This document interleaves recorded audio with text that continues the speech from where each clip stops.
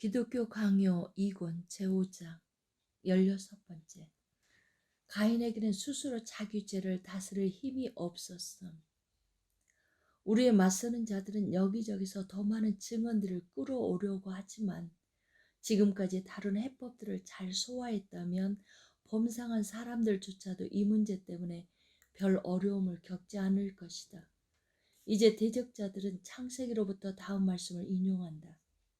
죄가 너를 원하나 너는 죄를 다스릴지니라.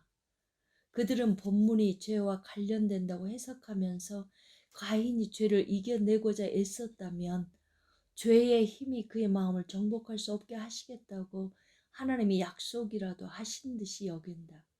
그런데 이 말씀은 그 위치를 생각할 때 오히려 아벨에게 더욱 부합된다.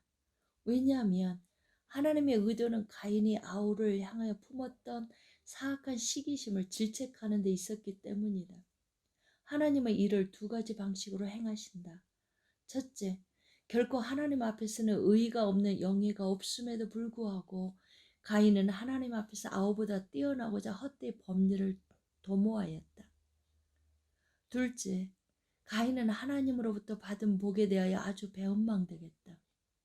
그리하여 아우가 자기의 주권 아래 종속되어 있었음에도 실로 아우를 용납할 수가 없었다.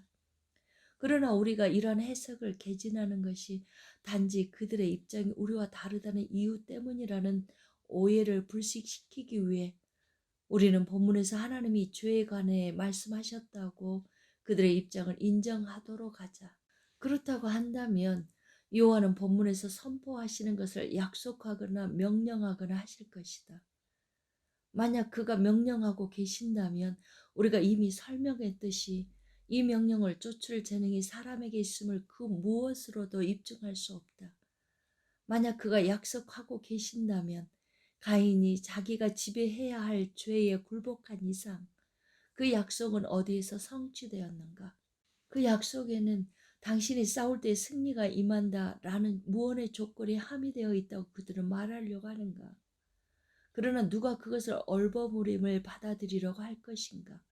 만약 이 지배가 죄에 관한 것이라면 우리가 할 수 있는 것이 아니라 비록 우리의 권세를 넘어서더라도 우리가 해야 할 것을 규정하는 명령을 본문의 말씀이 담고 있다는 사실에 대해서 아무도 의구심을 갖지 않을 것이다. 그렇지만 본문의 사안 자체와 문법적인 논리 두 가지 모두가 우리에게 요구하는 것은 가인과 아벨에 대한 비교, 즉 만약 장자가 자기 자신의 범죄로 악하게 되지 않았더라면 아우보다 경시되지는 않았을 것이라는 사실에 대한 인식이다. 17번째. 우리가 선행을 원하고 이를 위하여 다른 박질을 함은 오직 궁휼히 여기시는 하나님의 은혜로 말미암아. 또한 그들은 사도의 다음 증언을 사용한다. 그런즉 원하는 자로 말미암음도 아니요 다른 박질을 하는 자로 말미암음도 아니요 오직 궁휼히 여기시는 하나님으로 말미암음이니라. 이로부터 그들은 어떤 의지와 노력은 그 자체로는 연약하지만 하나님의 자비에 따른 도움을 받으면 순조로운 성공을 부족함 없이 이룰 수 있다는 생각을 도출한다. 그런데 만약 그들이 바울이 여기에서 다루고 있는 문제가 얼마나 진중한 것인지를 적절하게 요량할 수 있었다면 그들은 이 말씀을 그렇게까지 무모하게 바라보지는 않았을 것이다. 내가 알기로 그들은 자기들의 해석을 뒷받침하기 위하여 오르게네스와 히에로니모스를 인용할 수 있을 것이다. 이에 맞서서 나는 아우구스티누스를 내세울 수 있다. 그러나 바울이 뜻하는 것이 무엇인지를 합당하게 받아들일 수만 있다면 그들의 입장은 개의할 필요가 없다.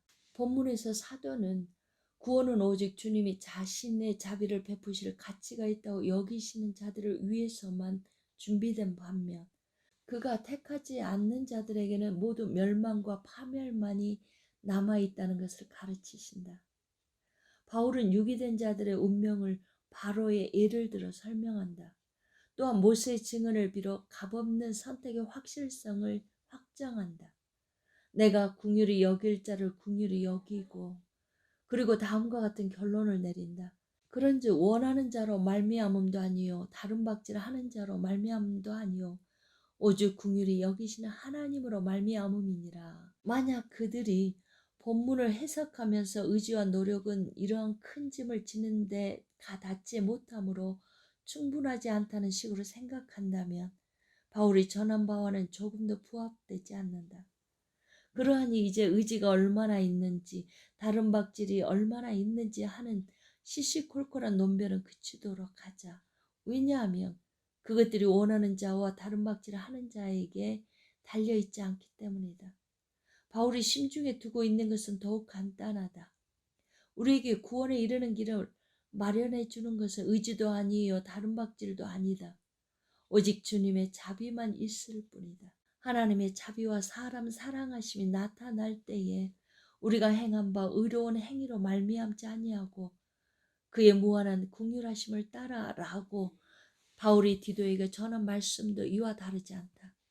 어떤 사람들은 바울이 원하는 자로 말미암음도 아니요 다른 박질하는 자로 말미암음도 아니요 라고 전하고 있음이 곧 어떤 의지와 어떤 다른 박질이 있음을 암시한다고 짓거린다. 만약 내가 하나님의 선하심이 우리에게 따르는 것은 우리가 행한 선행 때문이라는 것을 바울이 부인하고 있으므로 이에 비춰 우리가 어떤 선행을 행하고 있는 것이라고 논리를 펼친다면 그들조차도 나에게 이런 논리를 펼 권리를 부여하지 않을 것이다. 분명 그들도 이런 논법에 흠이 있음을 발견할 것이다. 그럴진데 그들이 눈을 열어 자기들이 이와 유사한 오류에 빠져 허덕이고 있음을 직시하게 하자. 다음에 아우구스티누스가 의지하고 있는 저 확고한 논리가 있다. 만약 원하는 자로 말미암음도 아니요 다른 박질하는 자로 말미암음도 아니라 라는 말씀이 의지나 다른 박질이 충분하지 않음을 나타내기 위하여 주어진 것이라고 한다면 이 논의를 뒤집어 생각할 때 하나님의 자비로 말미암음도 아니오라고 해야 할 것이다. 하나님의 자비는 오직 그것만으로는 작용하지 않는다는 근거에서 말이다. 이 후반부의 추론이 불합리하므로 아우구스티누스는 본문이 전하는 바는 주님에 의해서 준비되지 않으면 사람에게는 어떤 선한 의지도 없다는 것이라고 타당한 결론을 내린다.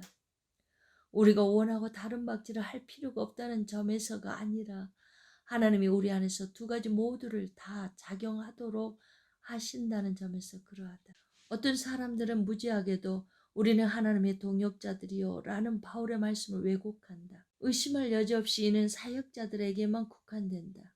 그들이 동역자들이라고 일컫는 것은 그들에게서 어떤 무엇이라도 나오는 것이 있기 때문이 아니라 하나님이 그들에게 필요한 은사들을 부여하셔서 감당할 수 있는 능력을 부여하신 다음에 그들이 하는 일을 하나님이 사용하고 계심을 드러내기 위해서이다. 아멘.